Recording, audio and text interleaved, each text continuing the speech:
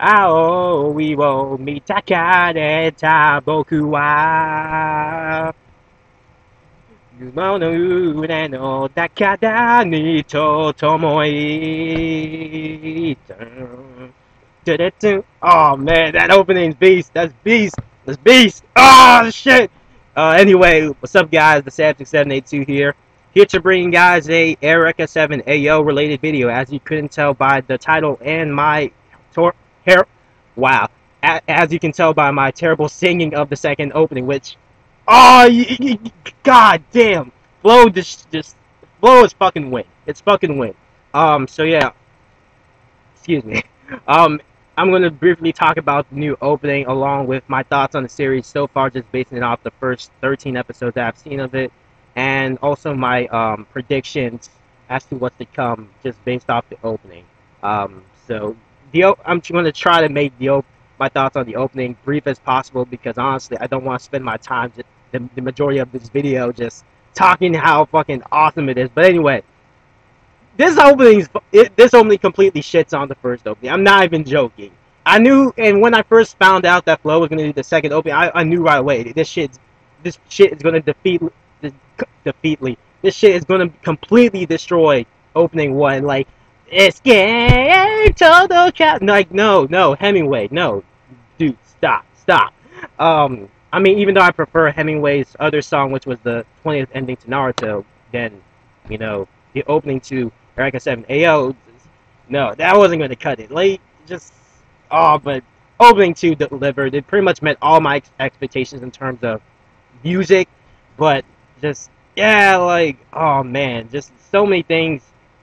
Not really a lot of things, but there were really good amount of things that were, I guess, foreshadowed in this opening, such as, Renton making an appearance, which I figured he would eventually make an appearance by the end of the series. Because come on, he's fucking Al's dad. Like, how can we not see Renton but see Eureka? Like, that, what sense would that make? Like, I mean, but then again, Bones could have been a dick and just said, oh, Renton died fighting somewhere, and then Eureka just you know had to look for Al all on her own or some shit. But anyway, just, yeah, just, oh man, it was just awesome. Especially, and the opening kind of reminded me of Days in a sense, because that part in the opening where you have the Mark One near boss against the Type One near boss, which is Eureka's machine, or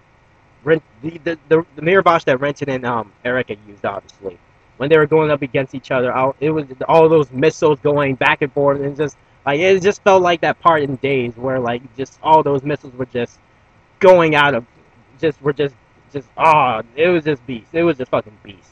Um, which obviously I know that's not Eureka piloting the Type One near boss, because someone actually spoiled in the comments that it's actually Naru, which I'm assuming that goes into something that happened in episode 14, because I haven't seen episode 14 yet. I'll probably do that later this afternoon. But yeah, someone spoiled in the comments that, oh, since we saw Nearbosh being Type One Nearbosh being piloted by Naru, that was probably Naru controlling the Nearbosh than Eureka or Renton, for that matter. Because at first, before I even found that out, I thought it was Eureka, considering the fact she piloted it before. But then again, now it kind of makes sense, because why would the first near boss and the second near boss be fighting each other in the first place? But yeah, just, and then when we saw that shot of Al, Eureka, and what supposedly is and some mysterious person, which at this point I have to assume it's Renton. It can't be anybody. It can't be anyone else, to be honest. Because why would they show father, mother, and son, and then this random ass guy? Like, come on, it has to be Renton. But if that is Renton, then Renton, I'm sorry, but Renton looks like a complete badass just from that angle. Like, just showing his back, and he has this tight ass out, not tight ass outfit, but just, I'm sorry, Renton looks like a badass. If that is Renton, um, just, oh man, and then like, he had this part in the opening where I believe Truth.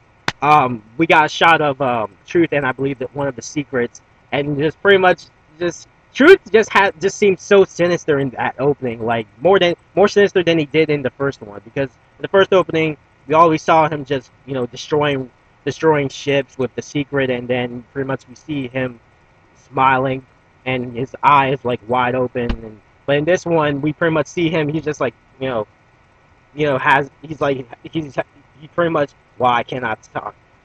I need to calm down because just I'm losing it. But yeah, he's pretty much like this, and then like, and then he slowly like starts cheesing, and he's like, and then his hair like is floating. I'm like, oh shit. I mean, it wasn't scary, but it just looks so sinister. Like, god damn, man. So, yeah, that's pretty much the only stuff that I really wanted to talk about in the opening because everything else was just not really that important. I mean, other than the beginning, which was pretty much had Al walking on water. We see Naru pretty much floating like a little bitch. Which, yeah, can't really. If you guys can't tell, I really can't stand Naru. But well, anyway, wow, spent 6 minutes talking about a fucking opening, a 1 minute 30-second opening at that. But anyway, my thoughts on the series so far. So just basing it off of the first 13 episodes, it's all right. For me, really, it didn't really actually pick up until like probably in episode 6 when Truth came around, and then it started, and then after Truth like disappeared for a little bit, because there were some episodes after he was introduced in episode 6 that he didn't appear in, which I believe starts on episode 8 and 9 mainly. It got kind of boring. And then the whole shit in episode I think 11 when apparently what is her name? God damn it, not Flair, but Elena. I think that's her name, Elena. Apparently being a spy or an imposter, just spying on Generation Blue for someone because apparently because the whole shit with that singer, which God damn it, I don't remember her name. Um, yeah, I can't think of her name right now, but yeah, that whole conspiracy of her bearing the singer's wig in the ground and saying goodbye Elena, goodbye. I want to say Willis, but I know it's not Willis, but whatever. Just and then with episode 12 when we saw what do you call it, Eureka coming out of the Nirvash, and even then the whole shit of being of you know Al meeting Eureka back when she was still pregnant with Al and all that other stuff. And yeah, it's like I said, it's all right. I'm not really a big fan. The first two episodes were, well, actually no. Episode 1 I did not like. Episode 2 was way better than episode 1 in my opinion. And then just started getting, and then episodes 3 through 5 got kind of meh. Until episode 6 where Truth was introduced. With Truth has got to be like the best antagonist for this series. I'm not even joking. Like, I mean, I would probably think I would think he's not real. He's going to be justified, obviously, but just so far, he's just a fucking badass. I'm not even joking. Like, he does whatever the fuck he wants, and just it's just I like Truth. I do like that character. So yeah, first 13 episodes of Eureka 7 AO, kind of a roller coaster, but hopefully with episode 14 and on, shit is about to get crazy. Well, not hopefully not too crazy, but shit will get interesting compared to the first 13 episodes because, like, come on, like we gotta see Renton. It's a fact. Whether it be the last episode or in episode 19 or some shit like that, we gotta see Renton. But it would kind of suck if we only saw Renton like in the last episode, which is going to be episode 24. But I'm just hoping that we see him way before the last episode, honestly. So, but yeah, in terms of my predictions as to what's to come next in Eureka 7 AO, um, probably the obvious one. Al somehow defeating Truth and getting Naru back because Naru is just being his little bitch. Which I'm sorry, even though I know Naru's technically being controlled, I mean just the way she's acting is just annoying me. It really is. It really is. He's like, "Ow, you gotta see the truth. come join us. And like, just no, shut up.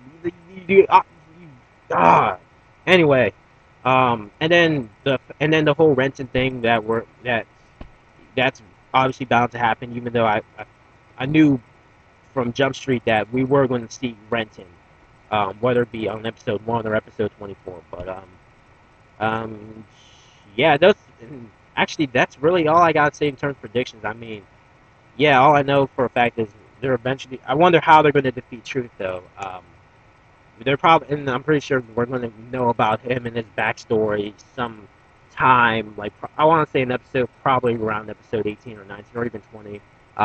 That's just a guess.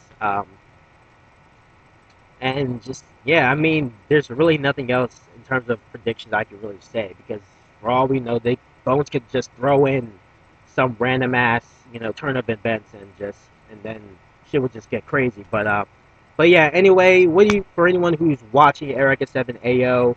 What are your thoughts on the series? Do you like the new opening?